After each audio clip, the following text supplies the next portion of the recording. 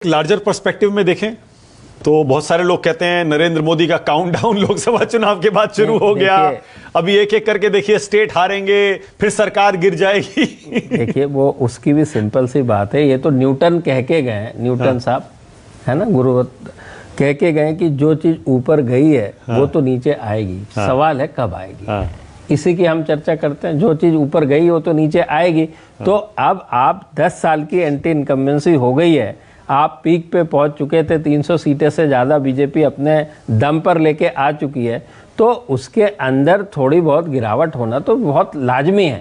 जरा बड़ी बातें दिखाइए स्क्रीन पर। कोई ऐसा, देखिए मैं वही कह रहा था कि जो वस्तु ऊपर गई है वो तो कभी तो नीचे आएगी। लेकिन और 10 साल की एंटी इनकम्बेंसी इतने बड़े देश में और 300 सीट से ज़्यादा लेके आना और उसके बाद एंटी इनकम्बेंसी होना और उम्मीद होना स्वाभाविक है।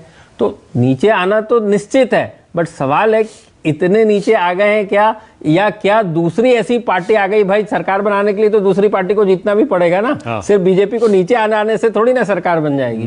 तो दूसरी पार्टियां इतनी ऊपर आ गई हैं क्या वो बीजेपी को क्रॉस करें? तो मेरा आंसर होगा अभी तो नहीं आई है। ओके, अब मुझे पता है कि आप इंडिविजुअल पर जवाब नहीं देंगे, लेकिन योगेंद्र यादव जी ने एक बड़ा इंटरेस्टिंग, मैंने 2-3 बार उनसे बात की, उनका ये कहना है कि अभी हरियाणा, जम्मू कश्मीर, महाराष्ट्र, झारखंड, इसके बाद कह रहे इससे कोई फर्क नहीं पड़ेगा केंद्र सरकार पर, लेकिन अगर वो बिहार हार गए, अगर वो बिहार हार जाते हैं उसके बाद अगले साल वहां भी चुनाव है, तब केंद्र सरकार पर फर्क पड़ सकता है। देखिए उसका कारण क्यों उन्होंने कहा मैं बता रहा हूं बिल्कुल। उस हिसाब से आप देखिए कि आज एनडीए की सरकार में बीजेपी के अलावा 3 से 4 प्रमुख दल हैं। उन प्रमुख दलों के अंदर टीडीपी 16 सीटों के साथ, जनता दल नीतीश कुमार जी के उसका नेक्स्ट बेस्ट है 12 सीटें, तो वो 1, और तेलुगु मैंने आंध्र प्रदेश में चुनाव तो जनरल इलेक्शन के साथ ही होते हैं, तो इसके लिए उसकी बात खत्म हो गई फिलहाल के लिए।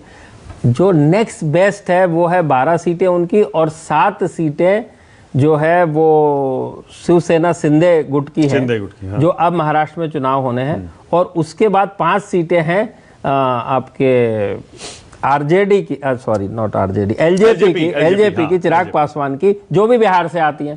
तो 12 और 5 17 होने के बाद वो नंबर 1 हो जाता है। तो कहने का मतलब ये हुआ कि यदि बिहार में जो भी परिणाम आएंगे, उन परिणामों का असर इन छोटे दल में जरूर पड़ेगा। खासकर नीतीश कुमार, जो 2005 के बाद से लेके अब 2025-20 साल से नीतीश कुमार, मांझी जी थोड़े दिन के लिए, वो भी नीतीश कुमार जी ने जब चाहा था तो मुख्यमंत्री बने थे, उसके सिवा कोई नहीं आया। तो मैं ये नहीं कह रहा हूं कि बिहार के इलेक्शन में यदि बीजेपी हार जाती है तो कुछ बहुत बड़ा उलटफेर हो जाएगा, लेकिन ये इतनी जरूर बात है कि जो थोड़े बहुत रीअलाइनमेंट होंगे वो बिहार इलेक्शन के बाद रीअलाइनमेंट, मैं ये नहीं कह रहा कि सरकार बदल जाएगी, हाँ बिल्कुल नहीं। तो रीअलाइनमेंट होगा तो सरकार तो बदल सकती है। नहीं, रीअलाइनमेंट का मतलब, अगर जेडीयू चली जाए, रीअलाइनमेंट का मतलब समझिए मानक, रीअलाइनमेंट का मतलब ये है कि जो आज की डेट में 12 सीटों के ऊपर जेडीयू है और 5 सीटों के ऊपर एलजेपी है बिहार के अंदर, वो तो वही रहेंगे, कोई उसके तो चुनाव नहीं हो रहा है, वो सब तो रहेंगे। लेकिन शायद वो यदि सरके तो उसके पहले तक दूसरे भी आ जाएंगे, क्योंकि आप 272 से 293 के बीच में खड़े हुए हैं। अभी भी आपके पास वो कुशन है, वो 22 सीटों का कुशन है, आप इसको मत भूलिए। 72 और 93-94 में 21 से 22 सीटों का कुशन है। उसके 12 जाने से या 17 जाने से कुछ फर्क नहीं पड़ेगा। कुछ बीजेपी के प्रवक्ता बार बार कहते भी हैं कि कुछ इंडिपेंडेंट्स भी हैं, अभी तो देखते जाइए। हाँ जी, वही रीअलाइनमेंट का मतलब कुछ जाने की संभावना होती तो कुछ आने की भी तो संभावना हो सकती है ना। और बीजेपी तो आप जानते कोई ऐसे चुपचाप तो नहीं बैठने वाले, क्योंकि सहयोगी थोड़ा सा बेचैन, विचलित उस सिचुएशन में हो सकते हैं जब ये उन्हें लगे कि बीजेपी हार रही है, पूरे देश में हार रही है, उसका ग्राफ गिर रहा है। शायद यही मकसद होगा। बिल्कुल सही है आपने कहा। तो एनालिसिस का मकसद ये है कि जब ये पता है कि अपने को गर्मी का सीजन आने वाला है, तो हम पंखे और एयर कंडीशन का व्यवस्था तो कर लेते हैं। ओके।